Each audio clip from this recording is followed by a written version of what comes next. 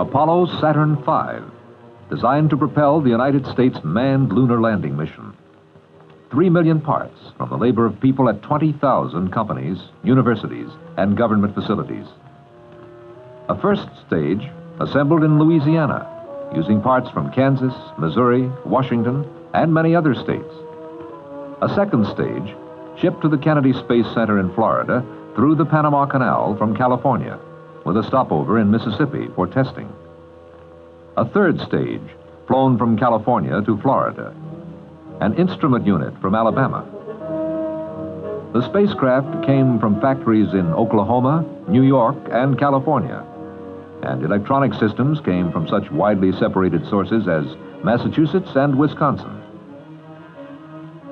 Major equipment to prepare, test, launch, guide, track, and recover the spacecraft are the products of Minnesota, New Jersey, Pennsylvania, Arizona, Ohio, Tennessee, and other states.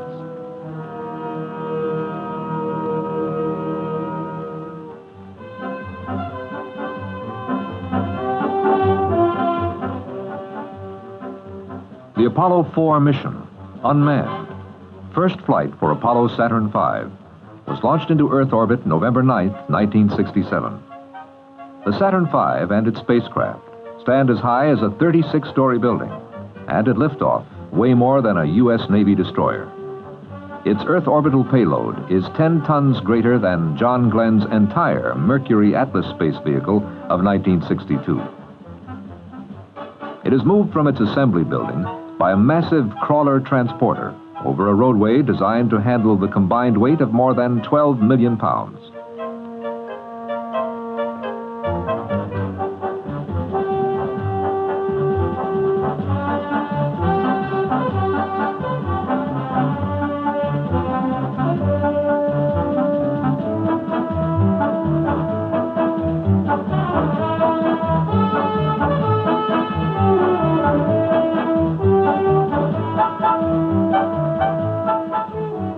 It is watched over in minute detail by an extraordinarily complex array of facilities.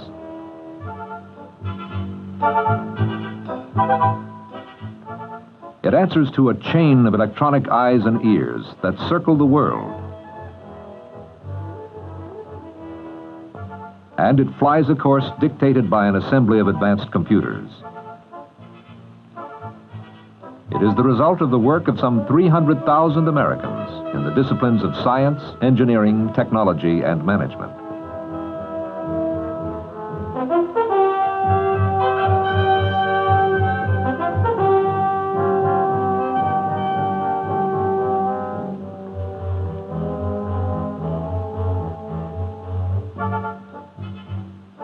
The entire space vehicle was to be launched in the first mission, rather than follow the step-by-step approach of earlier programs.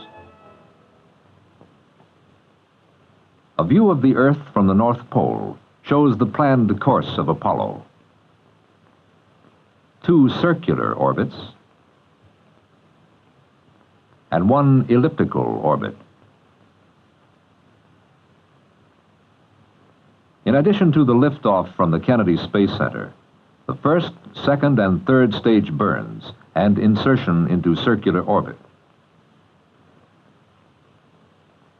Other high points of the mission were the reignition of the third stage over the Western Atlantic, the first spacecraft propulsion system burn over the Eastern Atlantic, an 11,000-mile peak altitude over the Indian Ocean during the elliptical orbit, the second and longest spacecraft propulsion system burn over the Western Pacific, the re-entry, and finally a landing in the Pacific a few hundred miles northwest of Hawaii. During the 25,000-mile-per-hour re-entry into the Earth's atmosphere, the spacecraft was to be guided, as in the lunar mission, along a roller coaster flight path, heating as it encountered the atmosphere, cooling as it climbed back toward space, reheating as it again plunged into the atmosphere for the final descent.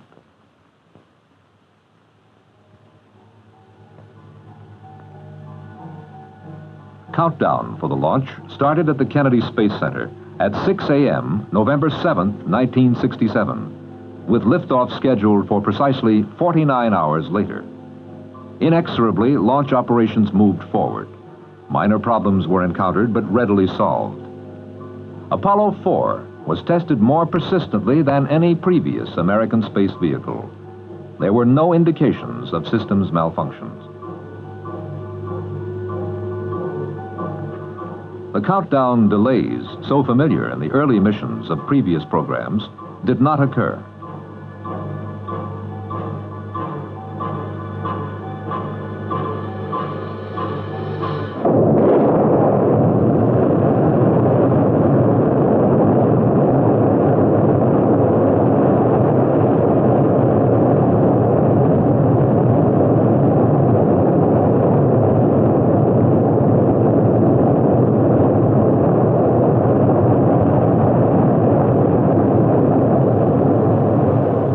Almost exactly as planned, Apollo 4 lifted off at 1 second after 7 o'clock, November 9th, 1967, with its first stage delivering 7.5 million pounds of thrust.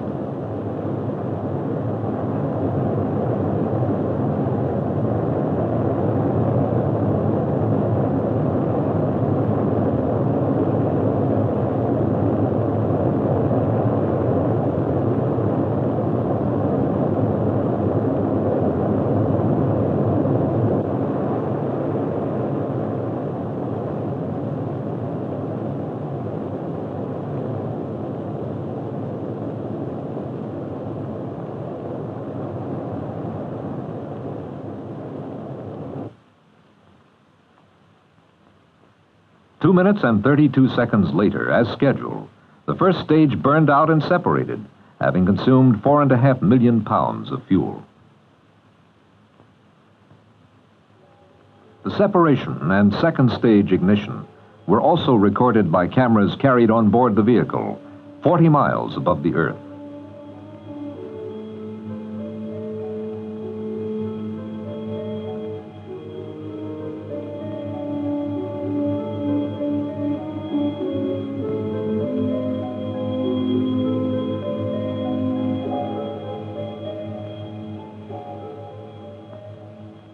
The camera gave engineers a close-up look at another event, the separation of the interstage structure. This was critically important because clearances were extremely small between the structure and the engines.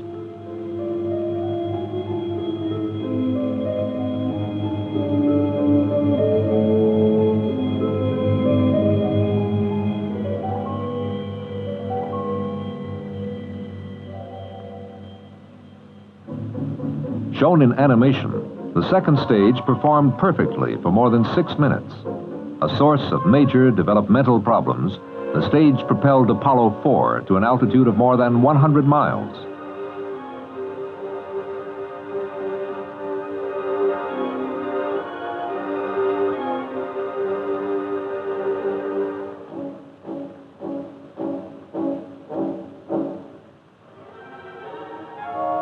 Like the first stage, the second stage cut off and separated almost exactly on schedule. The third stage ignited and inserted Apollo 4 into a circular orbit, where it would remain for some 3 hours. In slightly more than 11 minutes, Apollo 4 proved out Saturn stages that had required years to develop. But the mission had over 8 hours to go. Now the orbiting Apollo 4 had to be checked out remotely in anticipation of the next series of events, and ground support facilities had to be evaluated.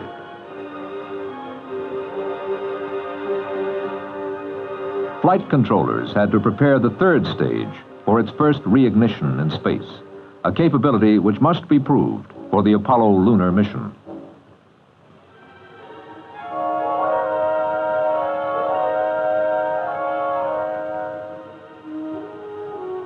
One of the few irregularities of the entire flight occurred at this point, when data suggested that a valve on the Saturn V third stage had not closed as planned for the reignition. But technical skill paid off. The flight controllers quickly revised the pre-ignition sequence to compensate for the potential problem.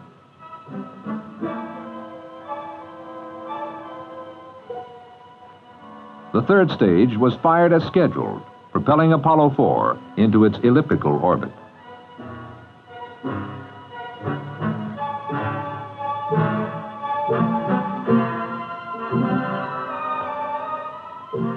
"5 minutes and 25 seconds later, the stage shut down. Saturn V, whose guidance computer had made over 300 million calculations since liftoff, had placed the spacecraft on course.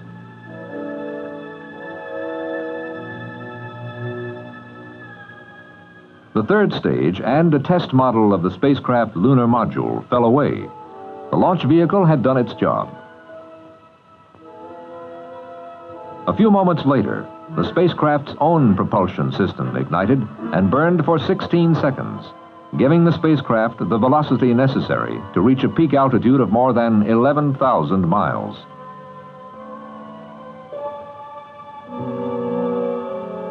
The spacecraft was oriented so that its heat shield was shaded from the sun, soaking in a temperature 150 to 200 degrees below zero. The contrast between this cold temperature and the extremely high temperatures of re-entry would put the heat shield to an especially severe test.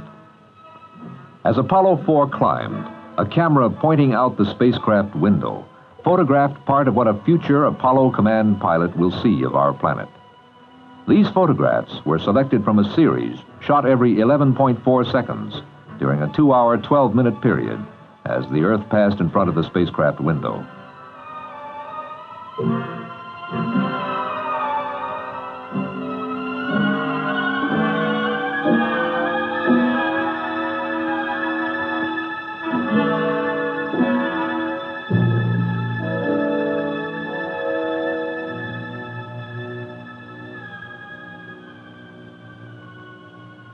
Apollo 4 reached 11,232 miles above the Indian Ocean at 5 hours, 46 minutes, 48 seconds after liftoff, and began its descent to Earth, responding to the pull of gravity, increasing in velocity as if it were speeding down a long hill.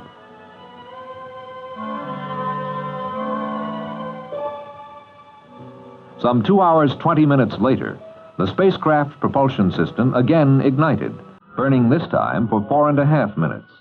This burn accelerated the spacecraft toward a re-entry into the atmosphere at 25,000 miles per hour, the speed anticipated for the re-entry of the Apollo lunar mission. The command module, which would contain the flight crew in a manned mission, was separated, then oriented with its heat shield forward.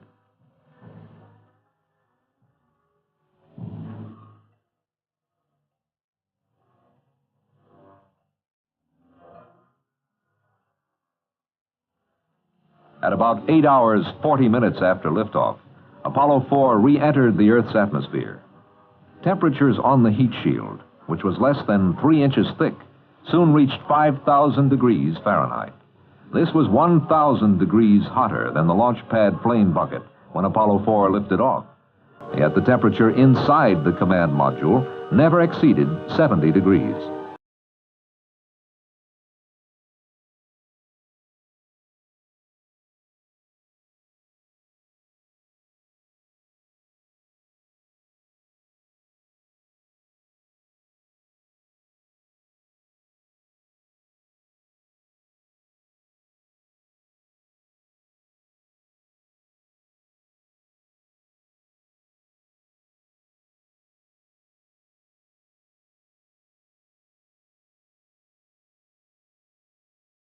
The command module splashed into the Pacific Ocean within sight of its recovery ship, the USS Bennington. Although charred, the 5.5-ton command module, like the entire 3,000-ton Apollo Saturn V, had passed the test. Further, the chain of ground facilities and the launch and flight teams had shown themselves equal to the task.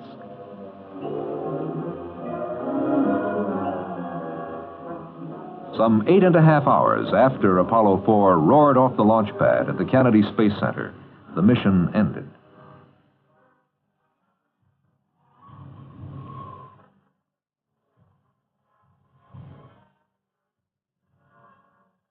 The road to the moon is a long and difficult one, and the flight of Apollo 4 is a successful beginning.